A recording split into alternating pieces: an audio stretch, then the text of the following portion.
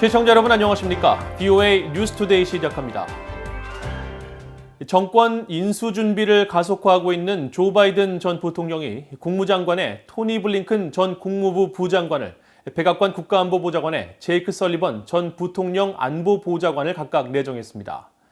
유엔 주재 미국 대사에는 35년 경력의 외교관인 린다 토마스 그린필드 전 국무부 차관보를 기용했는데 모두 북핵 문제 해결에 있어 동맹국 공조의 중요성을 강조해왔습니다.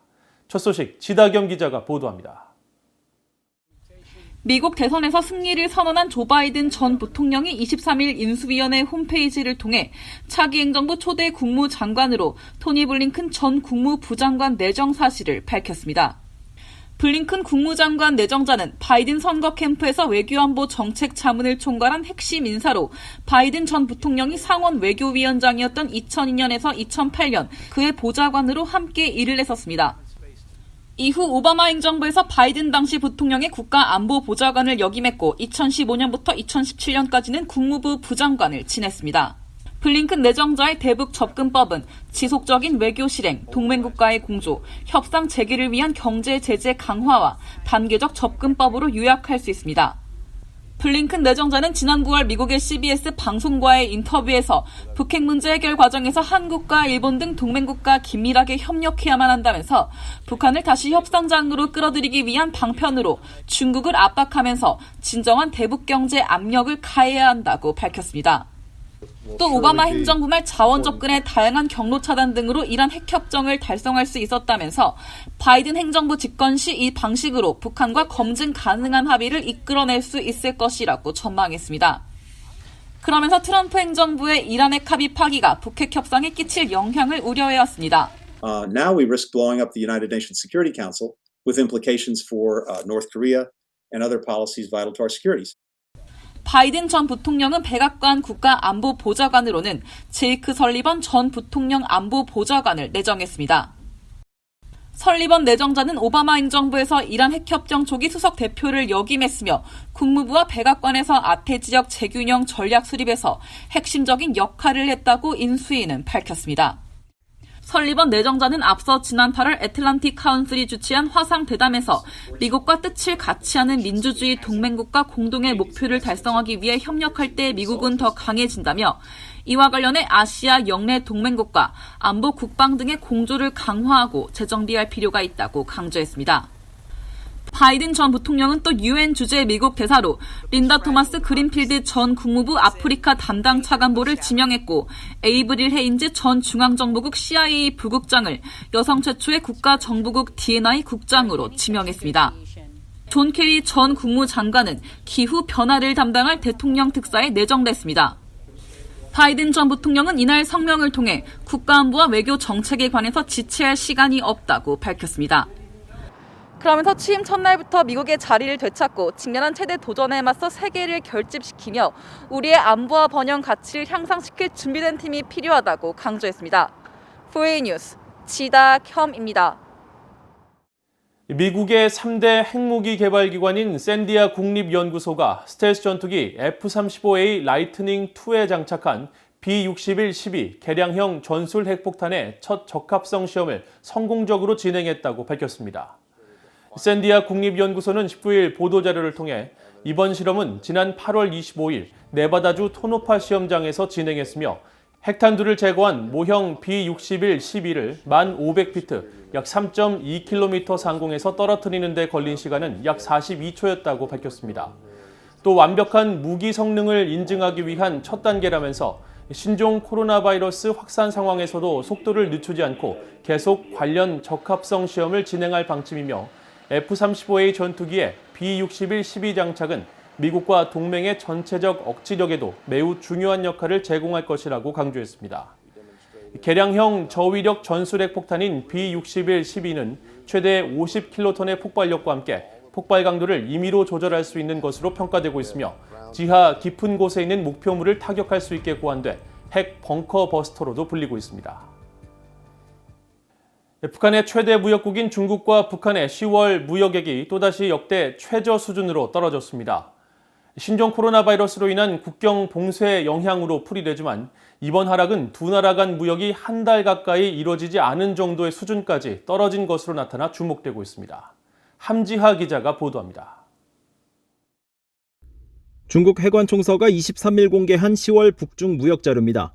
이 기간 두 나라의 무역 총액이 165만 9천 달러로 기재했는데 이 숫자에 오류가 없다면 이 규모는 두 나라 무역액이 공개되기 시작한 1998년 이후 가장 낮은 금액입니다. 또 지난 20여 년 동안 두 나라의 월 무역 총액이 2천만 달러 아래로 떨어진 적이 없고 최대 6억 달러까지 치솟았던 점을 감안하면 200만 달러에도 못 미치는 무역액은 극히 이례적입니다. 이번 무역 자료에서 더욱 눈에 띄는 건 북한의 대중 수출액이 수입액보다 높다는 점입니다. 해관총서 자료에 따르면 10월 북한의 대중 수입액은 26만 달러로 10월 수출액 140만 달러의 5분의 1 수준입니다. 통상 북한은 대중 수입액이 수출액보다 월등히 높아 지난 20여 년 동안 몇 차례를 제외하면 매월 큰 폭의 무역 적자를 기록해왔는데 이례적인 10월 수입액 급감으로 수치상으로는 오히려 북한이 무역 흑자를 기록한 셈이 됐습니다. 북한의 대중 무역액이 급감한 배경으로는 신종 코로나 바이러스로 인한 북중 국경 봉쇄 상황이 큰 것으로 풀이됩니다.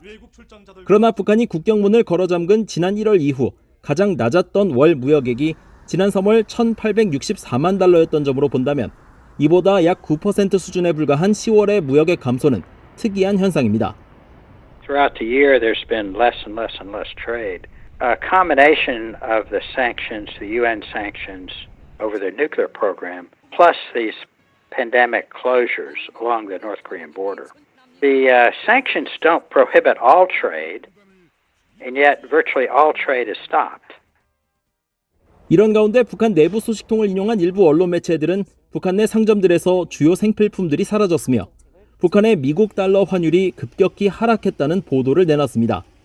또 최근에는 북한의 최대 외화 수입원으로 알려진 석탄 수출과 대형 유조선들의 북한 항구 입항이 지난 석 달 동안 급감한 정황들이 민간 위성사진 등을 통해 확인되면서 북한 내 외환환 가능성도 제기됩니다. 석탄 수출이 갑자기 이렇게 다 막혀버리게 되면은 여기에 종사하던 사람들 또 이제 여기에서 부수입을 생산하던 사람들이 이제 다 도출이 막히게 되는 거죠. 그렇게 되면 소비가 위축이 돼서 수입량도 줄어들 수밖에 없고. 전문가들은 그러나 이번 북한과 중국의 이례적인 무역 급감 현상에는 공식 무역 통계에 잡히지 않는 밀무역 등이 있는 만큼 전체적인 상황 판단까지는 좀 더 지켜볼 필요가 있다고 말했습니다.